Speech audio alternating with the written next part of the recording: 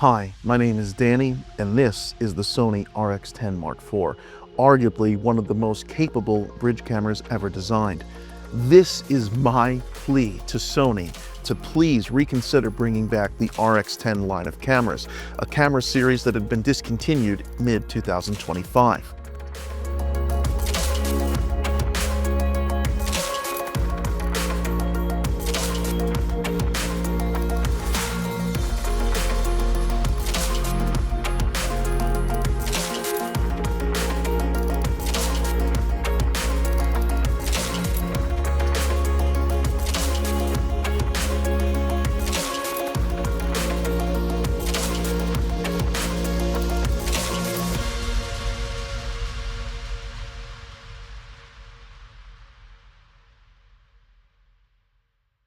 It's the first week of 2026. Why am I talking about a camera that launched in October 2017? Surely something must have come along to better this package. Well, I'm here to tell you, I think that this is easily one of the most relevant and capable cameras you can buy if you're looking for something compact, cost-efficient, and incredibly versatile. This isn't going to be a full in-depth review of this camera. There's already plenty of resources on YouTube and otherwise to tell you just how great this camera is.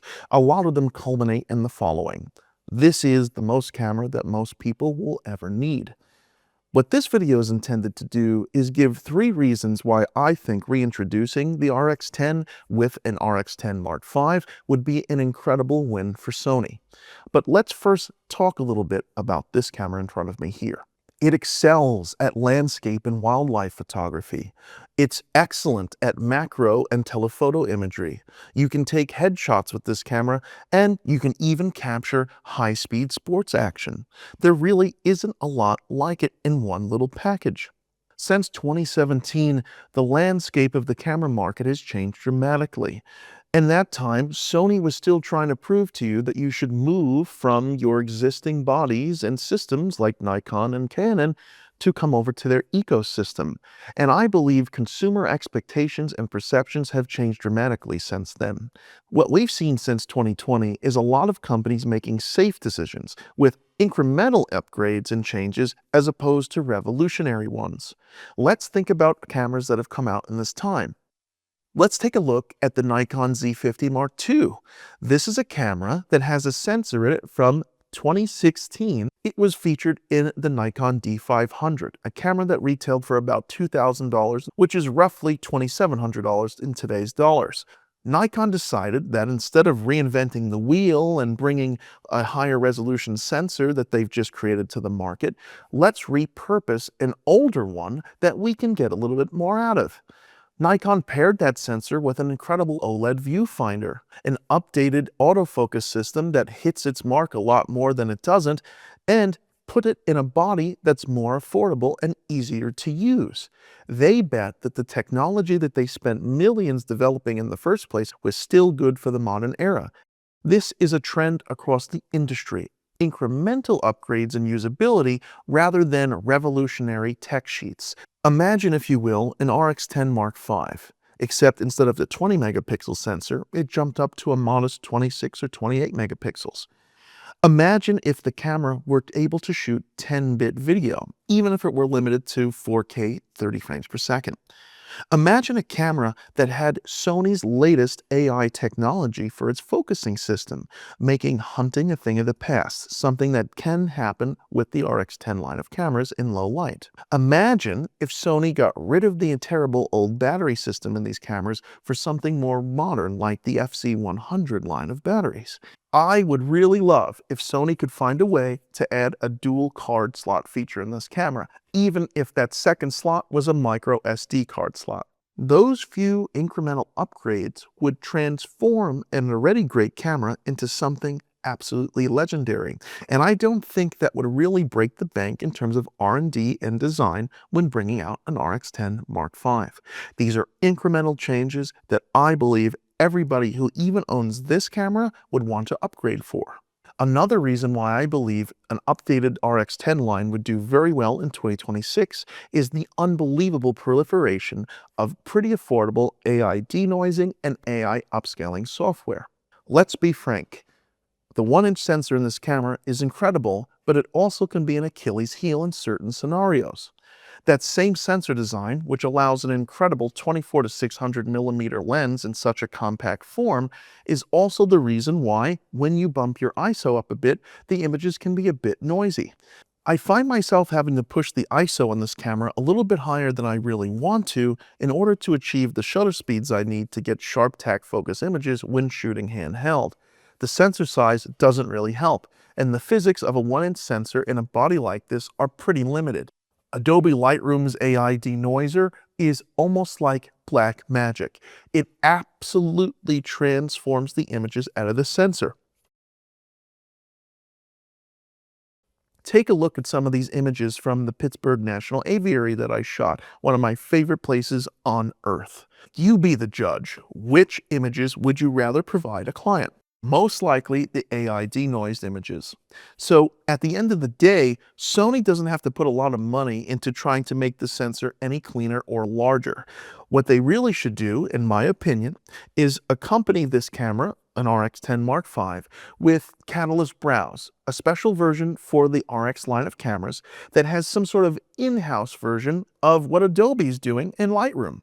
Imagine if Catalyst Browse had a denoiser that was perfectly profiled for an RX10 V sensor that allowed you to do denoise in post of higher ISO images, further increasing the usability of that camera.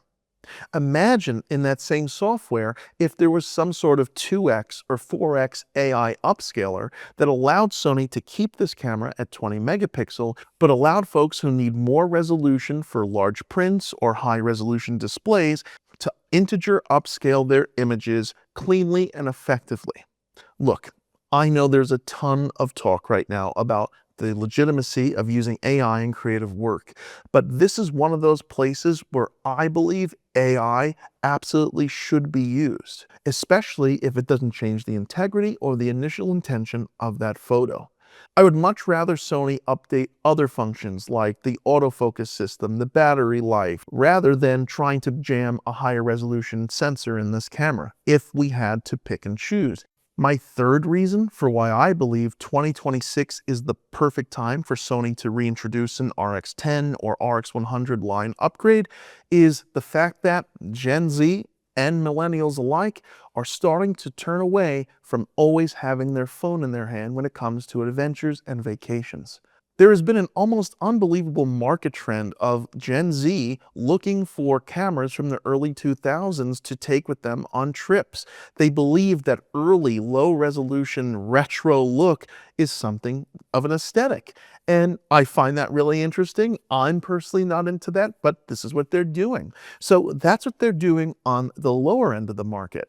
But there is a middle to higher end market who are willing to pay a premium for a point and shoot. Just take a look at the Ricoh GR line of cameras. So in 2026, I believe Sony is absolutely positioned to kick butt in this way.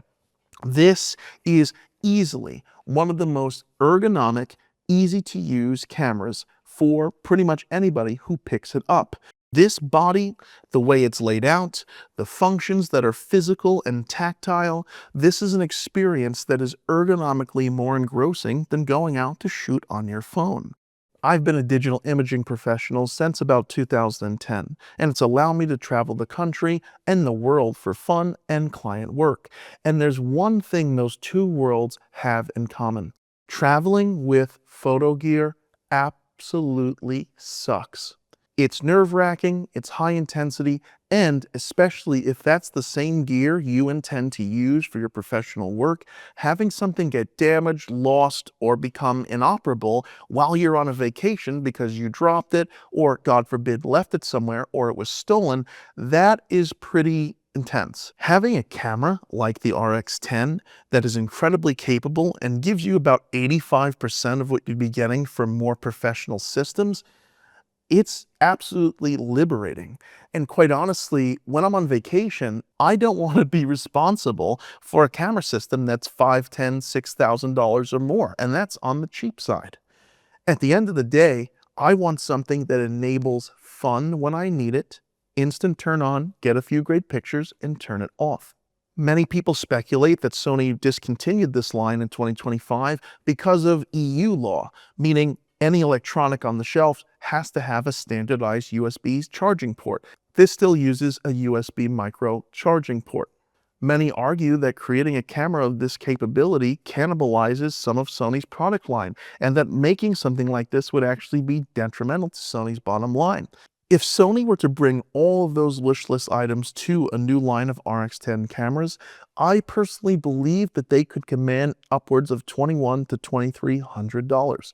Yes, that's very expensive, but let's also realize that in 2017, $1,700 for something like this was quite expensive even then. A lot has changed, and I still think at that price point, that puts Sony in a winning position. If you want more, if you want a larger sensor, if you want a camera that's a little bit more capable, and you're willing to spend the money, $600 more gets you a body for an A7 V. I've seen uses that I didn't even think about online for bodies like this. People who are getting older, who love birding or doing wildlife photography. It gets tough to go on a hike or camp and carry multiple large telephoto lenses. This enables people to continue their passion and love for photography, and just for that alone, I believe it's worth an investment from Sony. Thank you guys for watching. This has been Danny on why an RX10 Mark V will be incredible in 2026.